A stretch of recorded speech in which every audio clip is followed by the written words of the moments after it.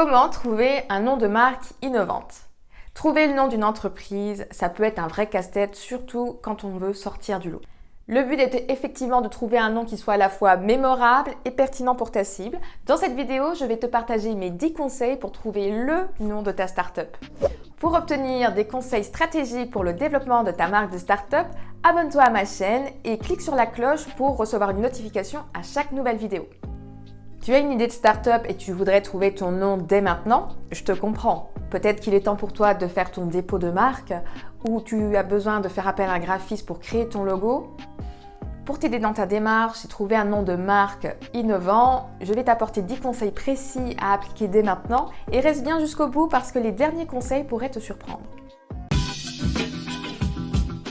Je suis Aurélie, spécialiste en branding pour les startups tech et commençons dès maintenant avec le conseil numéro 1. Trouve un nom qui soit court et facile à prononcer. Court, ça veut dire 3 syllabes idéalement et facile à prononcer, la meilleure manière de le tester, c'est de le faire avec des personnes neutres par téléphone. S'ils te font répéter le nom ou ne savent pas comment l'orthographier, je te conseille de rayer ton idée de nom de ta liste. Conseil numéro 2. Vérifie que le nom est disponible. Je te propose de faire cette vérification en 3 étapes. D'abord, tu vas faire le test de Google et tu vas regarder ce qui ressort au niveau de la première page de résultats quand tu tapes le nom. Deuxième étape, vérifie que le nom de marque n'est pas déposé au niveau national, avec l'INPI, et au niveau international.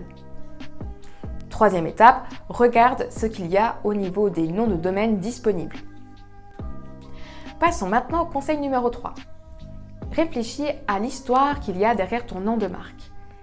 Tu seras amené à faire des événements de réseautage où tu seras amené à te présenter et il arrivera qu'on te pose souvent la question et pourquoi ce nom?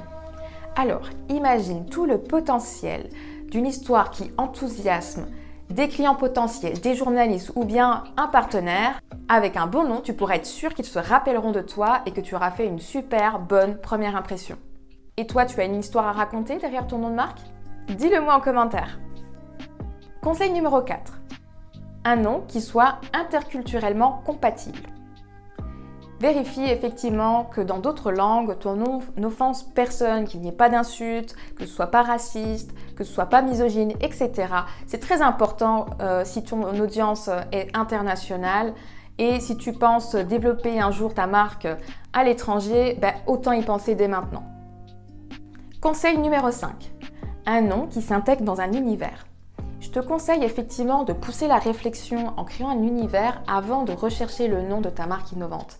En faisant cela, tu augmentes tes chances d'une part de ne pas tomber dans les clichés et les évidences et puis d'autre part, tu pourrais faire émerger un nom qui se distingue pas mal de ta concurrence. Effectivement, qui dit nom de marque innovante dit un minimum de créativité, alors évite de tomber dans les lieux communs, tech, solutions, c'est vu et revu dans le monde de l'innovation. Alors bien sûr, il y a des limites, le but ce n'est pas de tomber dans un excès d'originalité et perdre tout le monde.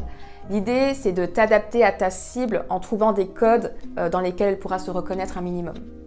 Si tu as envie d'aller plus loin sur le côté innovant de ta marque, tu peux me contacter directement, le lien est dans la description de cette vidéo. Conseil numéro 6. Un nom cohérent avec ton identité de marque. Tu sais, ce n'est pas très grave si tu choisis un nom assez énigmatique, à condition que tu l'équilibres bien avec d'autres éléments d'identité comme le logo, peut-être choisir un logo explicite par rapport à ton industrie, et la tagline, c'est la phrase en dessous du logo qui peut permettre de donner une idée de à quel type d'entreprise j'ai affaire. Conseil numéro 7. Ne tombe pas amoureux de ta première idée. Toutes les idées ne sont pas bonnes à garder et en même temps, il faut bien commencer quelque part. Mais j'irai plus loin. La vraie valeur d'une idée réside plus dans sa capacité à en générer de nouvelles bien meilleures. Ces premières idées sont des brouillons précieux car de brouillon en brouillon, tu verras que tu finiras bien par trouver le nom qui te fera vibrer toi et ton audience. Conseil numéro 8. Lâche prise. Un nom, ça se change. C'est le corollaire du conseil précédent, sache que c'est tout à fait courant de changer de nom. Covoiturage.fr est devenu Blablacar quand il était temps pour eux de se lancer hors de France pour conquérir l'Europe. Un nom de marque, ça s'adapte à un contexte et à une clientèle cible. C'est pour ça que c'est vraiment important que tu t'habitues à étudier constamment ta cible et à faire évoluer tes hypothèses sur ta niche. Et ça, c'est vraiment le travail qui est au cœur de ta stratégie de marque. Si tu as envie d'aller plus loin et clarifier les fondations de ta marque en quelques semaines, contacte-moi directement, le lien est dans la description de cette vidéo. Conseil numéro 9. Amuse-toi quand c'est possible. Moi, ce que j'adore, c'est les noms modulables et un des meilleurs exemples pour ça, c'est le réseau social Twitter. Regarde, un post, c'est un tweet, et puis les personnes qui postent, c'est des tweetos. Puis c'est tellement rentré dans la réalité, dans la vie quotidienne, que les journalistes ont pour coutume de commenter les réactions dans la tweetosphère. Et on termine avec le conseil numéro 10. Garde en tête que ta marque est un asset. Alors, je voudrais clarifier d'entrée de jeu quelque chose. Une marque, ce n'est pas un nom, ce n'est pas un logo. C'est plus que ça. Ce n'est pas non plus ce que toi tu dis que c'est à tes clients ou à tes partenaires. En fait, c'est ce qu'ils disent entre eux ce que c'est. C'est ce qu'ils disent de toi en tant que fondateur ou fondatrice. C'est ce qu'ils disent de tes produits et tes services et de ton organisation.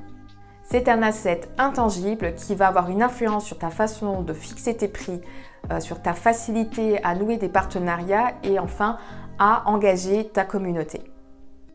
Alors, quand tu réalises que ta marque déposée devient un nom commun comme Post-it ou que ça devient naturel de dire « cherche ça sur Google » au lieu de dire « moteur de recherche », qu'est-ce que ça veut dire? Ça veut dire que ton nom de marque devient viral et il agit alors comme ton meilleur ou ton pire commercial, que tu le veuilles ou non. D'où l'importance de réfléchir en amont, ne serait-ce qu'un minimum, à ta stratégie de marque. Pour résumer, voici les conseils que nous avons vus. Trouve un nom court et facile à prononcer. Vérifie que le nom est disponible. Choisis le nom qui raconte une bonne histoire. Vérifie la traduction du nom dans d'autres langues. Crée ton univers avant de chercher des idées de nom. Vérifie la cohérence du nom avec ton identité de marque. Sois flexible et lâche ta première idée si besoin. Rappelle-toi aussi qu'un nom de marque peut se changer. Enfin, amuse-toi et rends le modulable si tu peux et surtout n'oublie pas qu'une marque déposée est un asset qui a une valeur monétaire, alors prends-en soin. Si tu veux aller plus loin pour créer ta marque innovante, je te propose de me contacter directement pour qu'on discute une demi-heure ensemble. Le lien est dans la description de cette vidéo. Et si tu as aimé cette vidéo et surtout pour m'encourager à continuer à proposer du contenu offert, tu peux t'abonner, liker, commenter, partager. Je te remercie chaleureusement et je te dis à bientôt.